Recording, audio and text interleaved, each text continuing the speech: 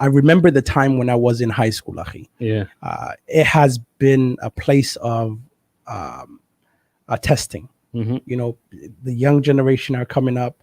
Society has specific things put in place, and you know, in high school, I remember sitting kind of like with my group, Yeah. the people from my country, Uh-huh. right? Uh-huh. Because we didn't mix with anybody else. Yeah. And there was something called peer pressure Mm-hmm. and wanting to be cool Yeah. and wanting to fit in. Mm-hmm. The ultimate problem, I think, is society's pressures to want to fit in with a specific group Yeah. or be cool. As a young person, Mm-hmm. I think they don't realize the problematic that rises from trying to fit in to anywhere Yeah. other than your religion Mm-hmm. and the foundations of your religion and what your religion asks of you. Yeah. Yeah. And for those that don't have the foundations already built, Mm-hmm. they easily connect with the wrong people. They don't have a foundation already set, Yeah. and they don't understand how to come back from it. Mm-hmm. I think the biggest issue that most of our young brothers and sisters are facing, specifically the youth, Mm-hmm. are the not having foundations solid Yeah. in terms of the deen. Mm-hmm. As you know, many of them learn the Quran. Mm-hmm. Some of them are hafid, ya habibi. Yeah. And even though they are hafid, Mm-hmm. the moment they finish the Quran, they're going to high school, they get lost. Mm-hmm. And so I think having that foundations built would go a long way in making sure that that child is saved from the streets.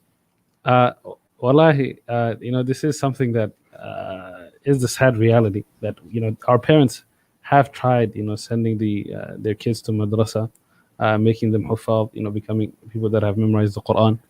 And for some of them, that has, not worked out the way that they hoped it would work out. And, the biggest problem is that like you said, the foundation is missing.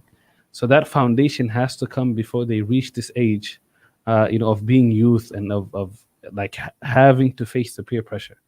So for us, we were like, the guinea pigs of our families coming to, the United States. You might not find, like I could have been, the only one from our community that went to high school for the first time.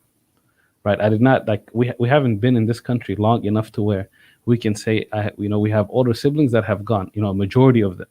So we were the guinea pigs.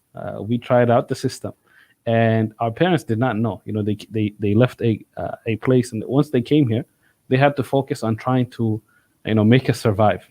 So they weren't able to fulfill all of the rights that we had upon them. So they weren't really able to set that foundation that starts from an early age. They tried their best, and may Allah reward them. Then the madrasas, they were also the guinea pigs of what is going to happen later on. So when they started, they did not realize that we are in a different country now. So the way that we teach the Quran, or the way that we even teach Islam, is different than the way that we grew up learning it. From wherever they came from, whether it's Somalia or wherever it is, wherever they came from. I feel like they forgot to realize that they were in Muslim lands, where a child, by the time that he goes to madrasa, he's been hearing the adhan ever since he was in the belly of his mother. And then when he's born, he hears the adhan, and he sees is Muslims around him. No matter what, at what level they practice, he sees the symbols of Islam. And he's attracted to this because there's really nothing else, right? He's able to go to the masjid and pray. He's able to do this. But when we came here, the madrasas were designed for the people that were still living in a land that was Islamic, but that's not what we found here. There was no adhan that was going on. There, in our countries, they didn't go to schools that these ideologies were being taught, or they didn't go to places where majority of the time you're with non-Muslims. Right? Today, the Muslims, especially the children, they spend majority of the time with the non-Muslims, and what this happens is you're going to imitate who you spend most of your time with.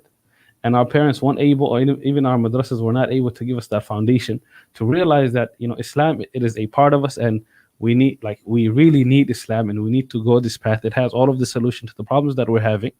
But because that was not set, the Quran was like, you know, a band-aid that you put on a broken glass. You know, it's you're trying to do something, but in reality, the problem is bigger than, you know, that what that band-aid can cover. And that's what, you know, today we're realizing after those, you know, first generation of students went to the madrasas and the duksis and they became hafad. We didn't see the effects of it while they were, you know, going to madrasa, but afterwards we were like, whoa, this is not what's supposed to happen to people that memorize the Quran, because in our lands that's not what happens when, you know, someone memorizes the Quran, right? So it's all about, you know, there's a lot of things that, you know, we have to do, but the core issue is always that, like you said, that foundation was not set for us. So everything is just a trial. You know, we're testing things out, we're trying to see it, and some of us, you know, in the time that we're testing it out, we never get out of it, right? And we ask Allah subhanahu wa ta'ala, you know, to guide us and to guide our youth and to leave that stage that, you know, they might be in.